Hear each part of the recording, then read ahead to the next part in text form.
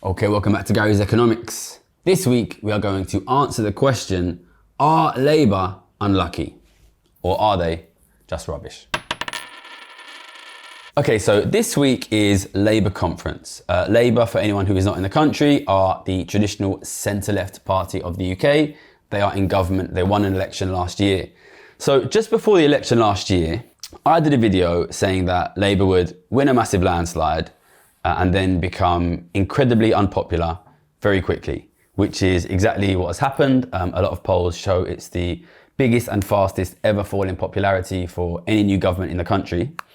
And this has led to the question of why are Labour perceived to have been doing so badly? Why are Labour so unpopular so quickly? And a narrative is kind of forming from Labour, or people who support it from Labour, which is basically that Labour are unlucky. Today we're going to ask the question whether that is true. I think it's a really, really interesting question because I think it is actually true that Labour are unlucky, but completely not for the reasons that they think they're unlucky or that they say they're unlucky. Okay, so what is the Labour argument? The classic Labour argument is basically that they are unlucky because they inherited an extremely bad financial situation from the Conservatives. And that is true. Government debt is very high. Inequality increased massively during COVID. In fact, the reason that I started this channel at the beginning of 2020 was because I was predicting that the economy would collapse, that government finances would collapse, that we would have a massive cost of living crisis. The fact that government finances were so bad was basically exactly the reason I was able to predict that Labour would be really unpopular really quickly. Basically, if you go back and look at my video, maybe we'll link it here, from before the election, what I basically said was, we are in the midst of an economic crisis that is being caused by economic mismanagement. Inequality has increased massively. The assets are increasingly owned by the rich. If you don't tax the rich, living standards will keep falling. And this is why basically we could predict very easily that Labour would become very unpopular. For this very simple reason, living standards were falling because of rising inequality. Labour wasn't going to take action on inequality. For that reason, living standards would keep falling, which would mean Labour would be very unpopular very quickly. And this is basically the argument which Labour politicians have been making. I was watching Sky News this morning as I make my breakfast, as I do, and there was a Labour advisor there saying, you know, this is not really our fault. There was no way of us knowing this would happen. We didn't know, for example, that Trump would bring his tariffs in. We didn't know these things would happen, and we were left a really bad legacy by the Conservatives, and this is not really our fault. And what this reminded me of was a speech given by Jeremy Hunt 2.5 years ago. Jeremy Hunt was a Conservative Chancellor, so different Prime Minister, a different government, where at the time people were very unhappy because living standards were falling, the economy was weak. And what Jeremy Hunt said was, we know that living standards are falling and the economy is weak, but it's not our fault because there have been a series of black swan events. And what a black swan event is just something very unfortunate and very rare has happened. Black swans are rare, so a black swan event is a rare event. And I did a video on this idea because I found it really, really interesting, because when Jeremy Hunt said that, at that time I had been saying very consistently for 3.5 years that living standards would fall, that we'd have a cost of living crisis, that we'd have an inflation crisis. I was explaining exactly why. I was betting on it. I was making a lot of money on it. So it's kind of interesting and kind of funny for me to see Jeremy Hunt come in and say, oh my God, the economy is collapsing. Aren't we terribly unlucky? Who could possibly have predicted this? And now here we are, 2.5 years later, with a Labour government who are in power, that have failed on the economy in the exact specific way that I predicted that they would fail 1 year ago, 2 years ago, 4 years ago, 5 years ago. And they are now saying the same thing, which is, oh my God, aren't we terribly unlucky? How could we ever have predicted this? So let's be clear. Was this avoidable? In one sense, no, which is the sense that I predicted these living standards would collapse 5-6 years ago. 5 years ago at the beginning of COVID. At the beginning of COVID, we knew that we were going to significantly increase wealth inequality in this country, in your country, wherever you are across the world. We knew that government finances would collapse.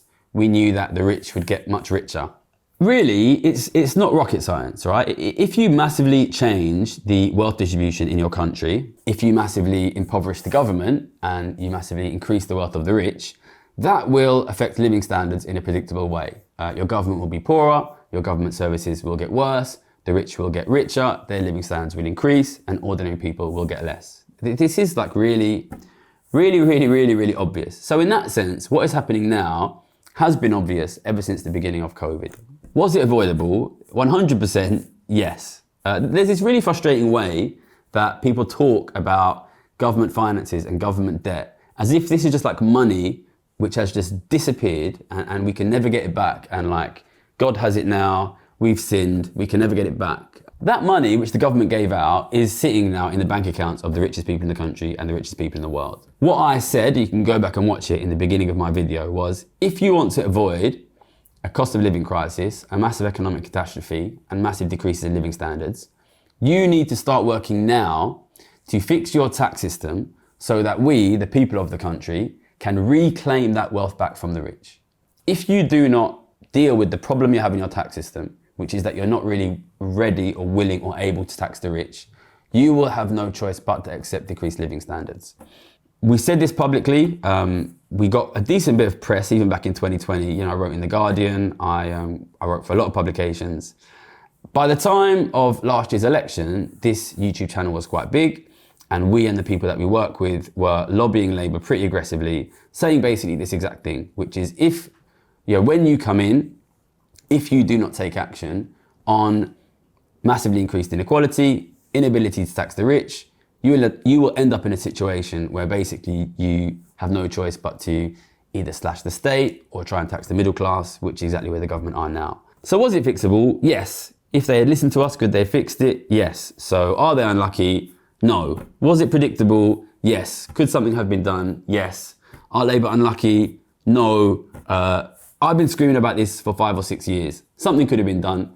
Something hasn't been done. Labour should have been thinking about it when they were in opposition. Labour should have been thinking about it before the election. They didn't. That is why they're failing now. It's not bad luck, it is incompetence.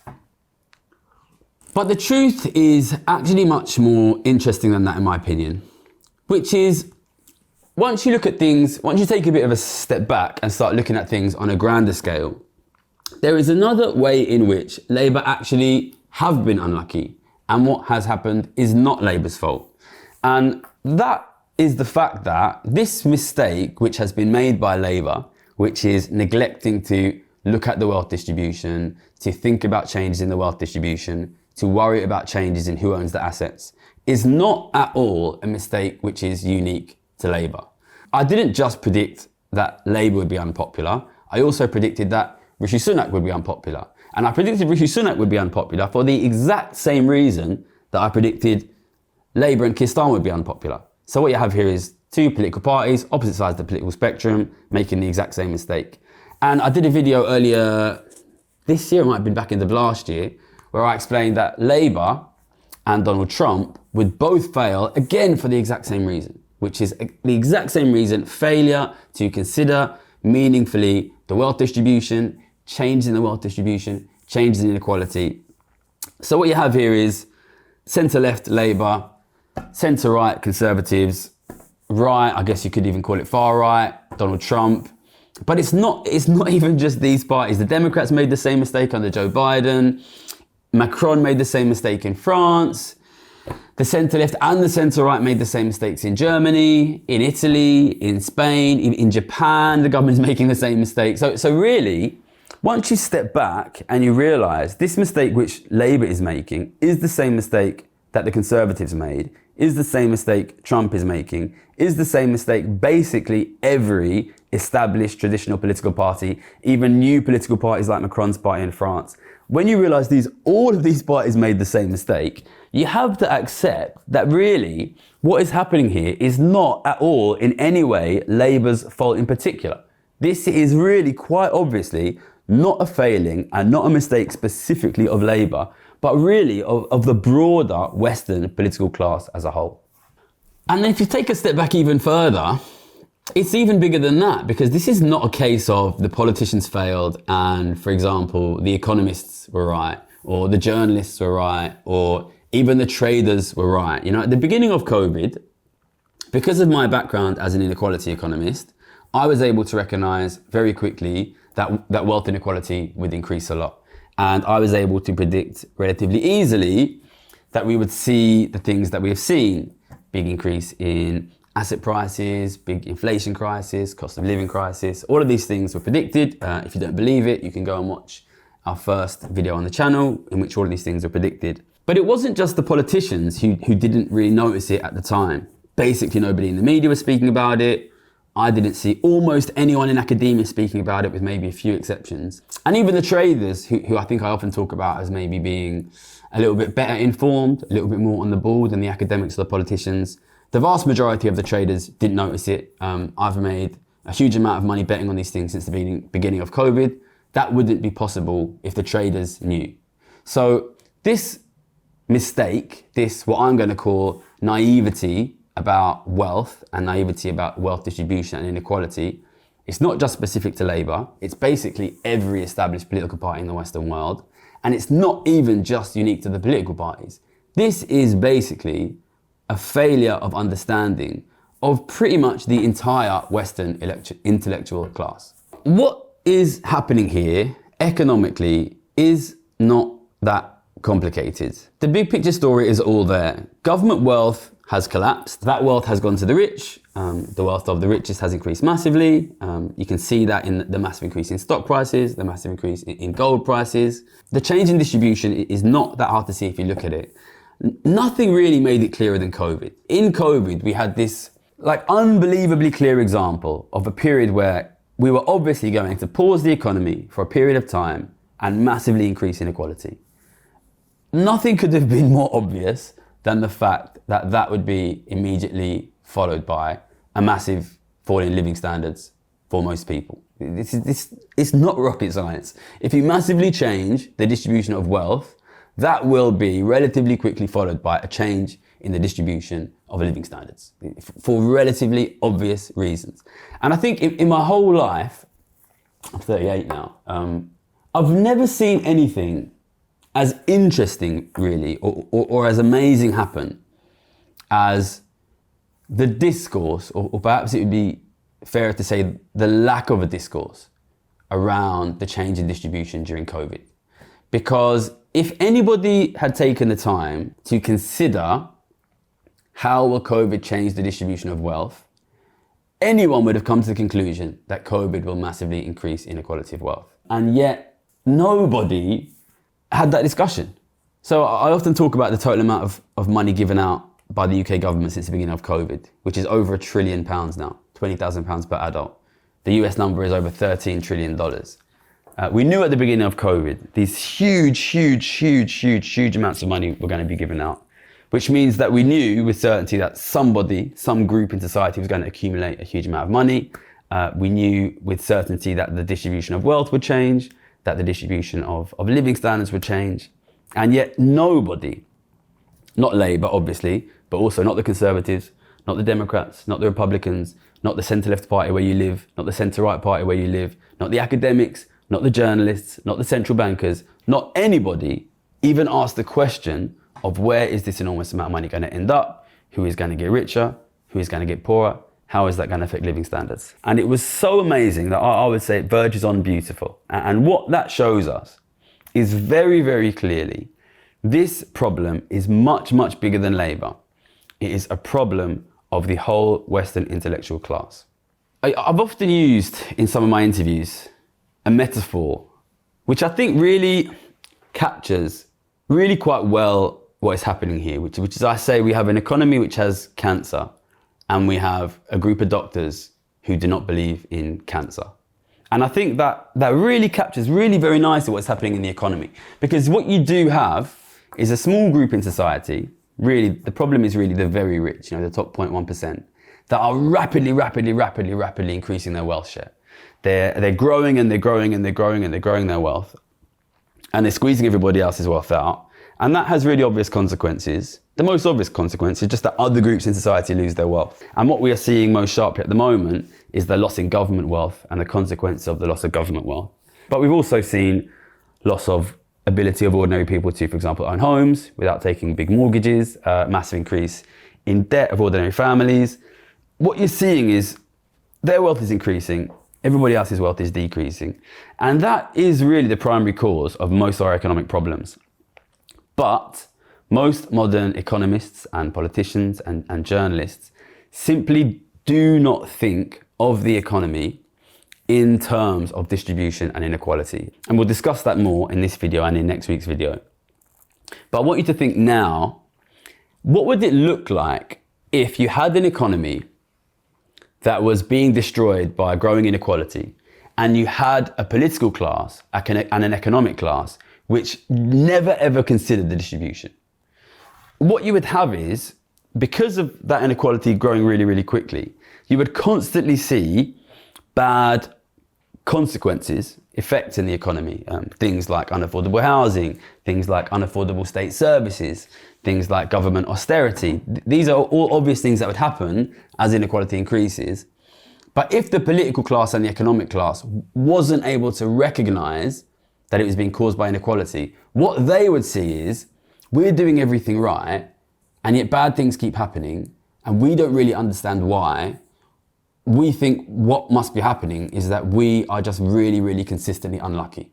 Bad things keep happening to the economy. It must be because of the Trump tariffs, or I think Jeremy Hunt spoke about the Ukraine war, or because of COVID, or the aftermath of 2008, or the aftermath of the 2011 sovereign debt crisis. This is what you would expect to happen if you were constantly misdiagnosing the problem. If you had a patient who had cancer, but you didn't know cancer exists, you'd tell them, eat healthy, exercise, rest, drink water, and your patients would keep dying because you haven't correctly identified the cause. So once we zoom out and we recognize the problem for what it is, which is that it wasn't really a problem of the Conservative Party, it isn't really a problem of Labour, it's not even a problem of Donald Trump, it is a problem of a failure to recognize the correct cause of the problem by the Western intellectual class. That will probably feel initially a little bit overwhelming because, when we had the Conservatives in this country, there was a big let's kick the Conservatives out, things will get better. And that feels achievable. It feels relatively easy. I mean, it was done. The Conservatives lost the election badly. They were kicked out. They're not in power anymore. And now we have Labour. They're unpopular. If the problem is Labour, we kick Labour out. We're going to fix the problem. If the problem was isolated to one specific political party, it would be relatively easy to solve by kicking that political party out. If the problem is a failure of the entire Western intellectual class to correctly identify what is causing falling living standards, that feels a lot bigger, and that feels a lot scarier, and it feels a lot less easy to resolve. But actually, in many ways, it is a massive, massive source of opportunity, because I think it is becoming increasingly clear that in many ways and in many countries across the world, the public is starting to recognize this fact, which is that the problem is really a broad problem of the political class, intellectual class, just not really understanding what's happening. And what that is doing is creating this massive, massive demand for new ideas. And this enormous space is opening up, and this enormous demand is opening up from the public, not just here in the UK, but across the world, for new ideas, different ways of thinking, different ways of managing the economy. And it creates this massive, massive opportunity to do something new, to do something different. And I think that is one of the reasons why amazing things can happen, like me and Jack sitting here in my kitchen can have a political show that is basically the biggest political show in the entire country, because there is this massive, massive demand for new ideas in politics. And it means that the opportunities are really, really huge. And I'm often reminded, I'm trying to get more medieval history into these videos. This reminds me of, you're going to like this one, the collapse of the Roman Empire. So the Roman Empire, obviously this massive empire in early medieval Europe. And there was another massive empire in Asia at the time, the Persian Empire. And they fought each other loads and loads and loads and loads and loads until they exhausted each other. And then what you saw was this massive expansion of, in the north, German tribes who were considered very, very weak not powerful, divided. And in the south, Arabian Muslim tribes, who were considered like very weak and not powerful, suddenly expanded and took over basically the whole of Europe, the whole of North Africa, the whole of the Middle East, like totally conquered this enormous space from these massive, massive empires. And that was basically what happened. When the big existing powers fail, it creates this enormous vacuum for new ideas to come in and take the space. And I think that is basically where we are now. There was a book written by, is it Francis Fukuyama, End of History, in I think the 90s, where he spoke about once communism collapsed, that basically we were at the end of history and we had figured out what the best way to run the world was, and it was capitalism, and it was this new kind of modern economic management, and that's it, we're done now, we figured it out, nothing ever has to change. And now we are at the kind of the end of history, where suddenly we have realized that the ideas of the Western intellectual class have failed. And there is this massive, massive, massive demand from your ordinary people on the street, here in London, here in the UK, across the world, for something new, something different. And it is this massive, massive, massive opportunity to establish really what will be the economic ideas on which the future of this country, the future of the world will be run. And that is there to win. That is there to win, basically. And that is why, you know, often, even though it can be depressing to look at the falling living standards, and I think things will get worse, I get kind of excited really here doing this channel, because I know that the world is going to change, the new economic ideas are going to be built, and we have an opportunity here to build a new economy that is based on relatively simple ideas, such as it is important to prevent wealth and power from being monopolized by a tiny elite. We need to protect the wealth and the power of ordinary people. We need to protect wealth holdings of regular families, of government. And what I think is really, really interesting is you say this here and now, this sounds like a really, really new idea. But if you go and look upon like the sort of founding principles of the United States of America, one of the big principles there was we need to make sure we have division and separation of powers to prevent power from being concentrated, to prevent power from being accumulated. And this was a big idea that existed in the early United States because people had come from a Europe which was being destroyed by massive inequality. So it's been done before, we can do it again. The opportunity is absolutely massive. All we need to do is convince, somehow, the Western intellectual class just to understand the reason living standards are falling is growing inequality. If you do not stop inequality from increasing, living standards will continue to fall. That simple understanding can stop living standards from falling and can save the world. But unfortunately, we're not quite there yet at the moment. We're at an interesting space here where on this channel we've really, I think we've done a really great job of educating the public, and I'm really proud of what we've done. But we have repeatedly failed to win over basically these intellectual elites. And what that has meant really is that the intellectual elites are collapsing in popularity, and it is leading to this massive surge in popularity of the far right. And I think that is really, on this channel, we've had a massive success sort of building a political movement. But I think where we have failed is in really establishing this intellectual movement, which is getting people to understand this just simple economic idea that if you allow wealth inequality to grow very quickly, living standards will fall.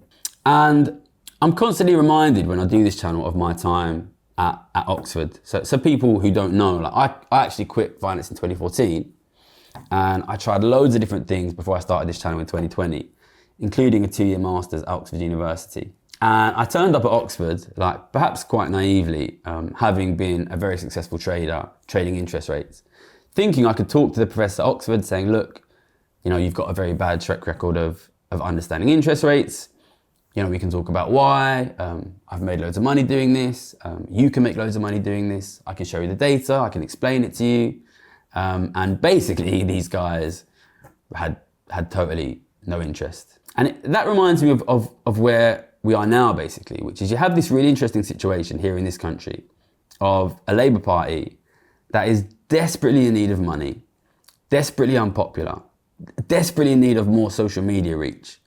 And we turn up with a really, really popular money-raising idea with loads of social media reach. And we say, do you want to do it? And they for some reason have have no interest. And it really reminds me of this this situation, this stubborn unwillingness of the intellectual class to basically accept or even really countenance the idea that they might be wrong on the big ideas about the economy.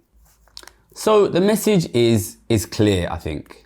The problem is actually shockingly simple, and it goes way, way beyond just Labour or just Donald Trump or just the Conservative Party or the Democrats or whoever the parties are where you are. There is a relatively simple problem of understanding in our Western intellectual classes about the economy.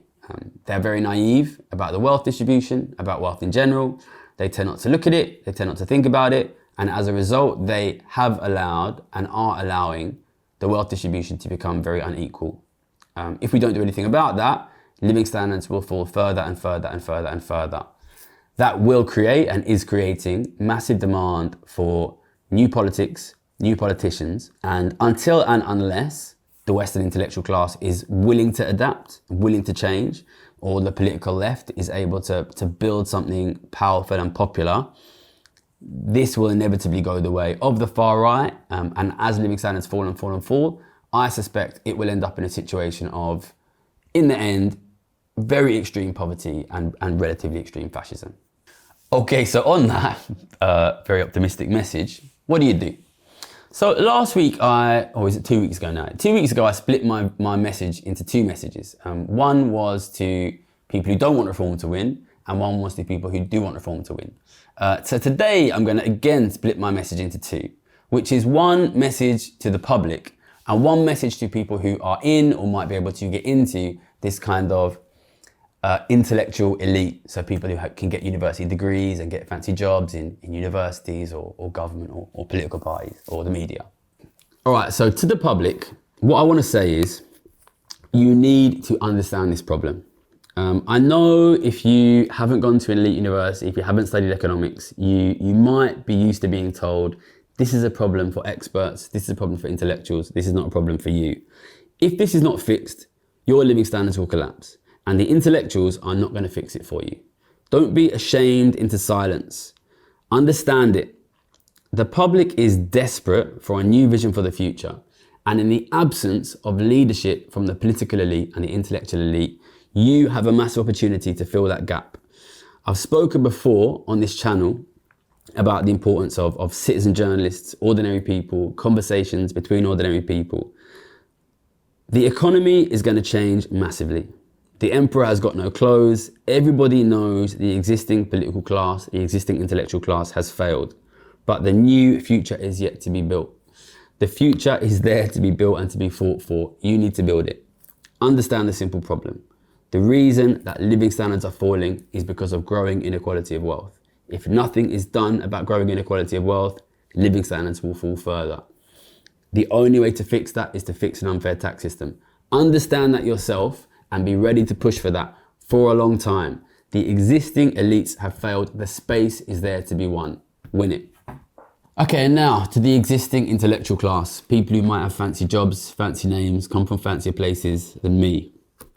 Listen, I know we maybe don't come from the same background. And I know when you see somebody like me who maybe didn't come through the right channels in the way you see it, or doesn't speak the right way, or maybe you feel speaks disrespectfully, and maybe you feel criticizes your group and your group's understanding, you can get mad. I understand that. And I know you might have invested a lot of your self-worth and your belief in the understanding that your class is good and your class has good understanding. If you are not willing to be flexible and change your ideas about the economy and about the way to run this country, I guarantee you living standards will continue to collapse and you will be displaced by the far right. I guarantee you that will happen. I'm betting on it every year and I'll be right. You must be willing to bend or you will be broken. Not by me, but by the far right. You will be displaced. That is what will happen if you are not willing to be open-minded about the causes of falling living standards, okay? I know when you see me and when you hear me, you think this is some crazy working class left-wing guy. You think I'm like Lenin or Trotsky or something. I've got the qualifications, okay? I've been to the best universities in the world. I was one of the best traders in the world, one of the biggest banks in the world. I've been predicting this correctly from the very beginning. Go and look at those predictions. Go and watch my video from the beginning. Read my article in The Guardian, June 2020. I've been predicting this right from the start. I've been betting on this right since 2011. I have a very, very, very good track record here. You guys are comfortable. You get paid well. You have a good situation in today's society. If you are not willing to countenance the fact that inequality could be driving falling living standards will continue to collapse and you will be displaced. Open your mind, open your eyes, or you will lose your comfortable positions. Okay, so to conclude, what we have right now is not a Labour Party problem. It is a much, much bigger problem than the Labour Party. It's basically happening to every single political party in the Western world. So it is obviously much, much bigger than the Labour Party. I'm not saying that to defend the Labour Party. I'm not saying that to protect the Labour Party. I think the Labour Party has done a bad job, but I am not at all disappointed with the Labour Party because I knew exactly that this is what they would do. It's exactly what I predicted that they would do. It is what I bet they would do. But it's important that you understand accurately what is happening. Otherwise, you will make the same mistake that the Labour Party is making.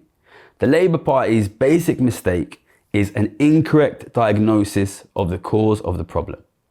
They think that the problem is, I don't know, a lack of productivity, incompetence from the Conservatives. They think they can sensible their way out of it and they can't. That is because they don't understand what is really happening. If you don't understand what's happening, you will also make bad diagnoses. A classic example of that was 2 years ago, everybody thought the Conservatives were the problem. They thought if we kick the Conservatives out, things would get better. They did kick the Conservatives out, things won't get better. The same thing is happening now. Everybody thinks Labour are the problem. They think if they kick Labour out and get reform in, things will get better. And again, it will not work. You need to understand correctly the cause of the problem. It is growing wealth inequality, and you need to drive that into the political narrative. So that is it basically. What I want you to do is to understand. Build that understanding as much as you can. Build that understanding every single day with your friends, with your communities. Simple, nice and simple. The reason living standards are falling is because of growing inequality. If you don't stop growing inequality, living standards will continue to fall.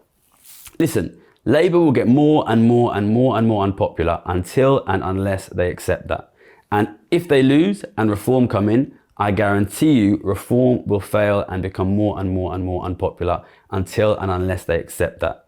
The space will open up more and more and more for this idea to come. So that's it. Build that understanding in your communities. Use our videos, but also, if you can, throw yourself into it. We need to get ourselves into those intellectual classes. If you or your kids or your friends are able to get jobs as academics, as economists, as in the media, in government, in civil service, go and get those jobs and drive these ideas into the narrative. Until people accept and understand that the cause of the problem is inequality, things are going to get worse and worse. But ultimately, understanding itself is not going to be enough. We do need to get these ideas into policy, and ultimately that's going to mean, both in this country or wherever you are, that we do need to somehow break into government. And in this country that means either influencing the Labour Party or replacing them somehow. And that is what we're going to discuss in next week's video, which is going to be one of the last in the series. The big question, can Labour be saved? Thank you very much. Tax Wealth Not Work. Thank you.